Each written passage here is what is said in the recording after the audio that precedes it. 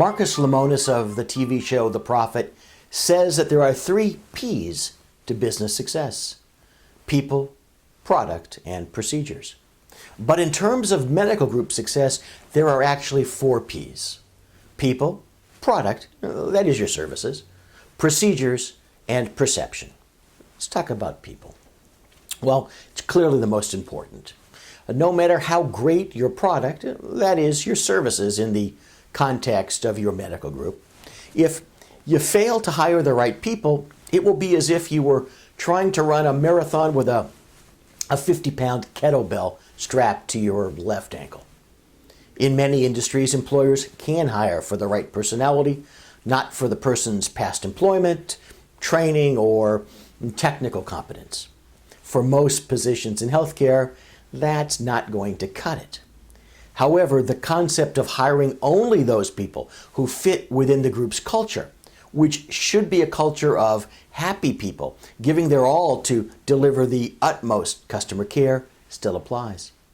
And on the other side of the coin, if you discover that you have someone who doesn't fit in, who causes trouble, who's disruptive, who upsets your customers, no matter how you define customers, then they have to go, and they have to go now.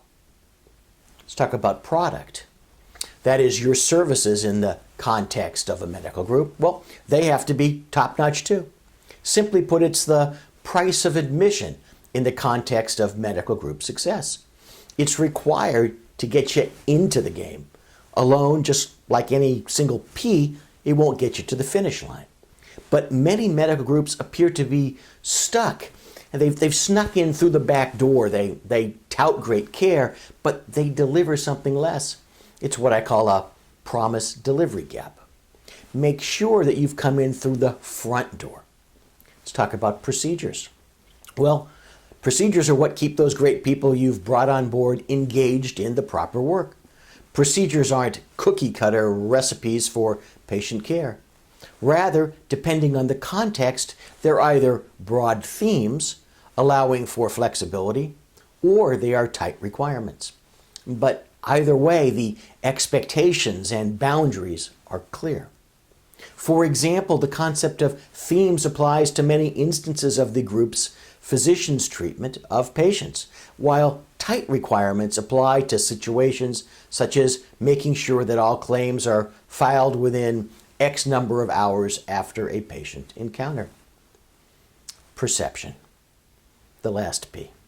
Fortunately or unfortunately, perception plays a very large role. It's the ribbon and the bow that ties your people, your products, procedures together into a wonderful package.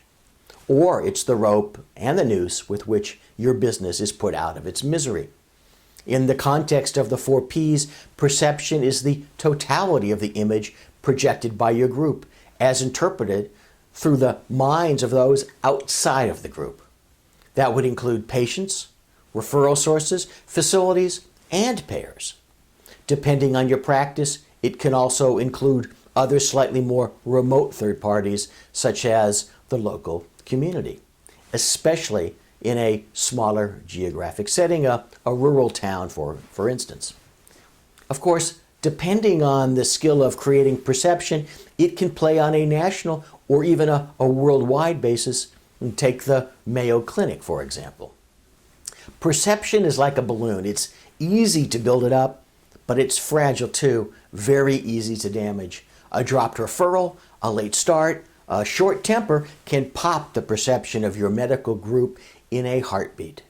That's why it's so important to hire right, fire fast, enact procedures to assure and monitor delivery, and to constantly understand, fortunately or unfortunately, that perception is reality.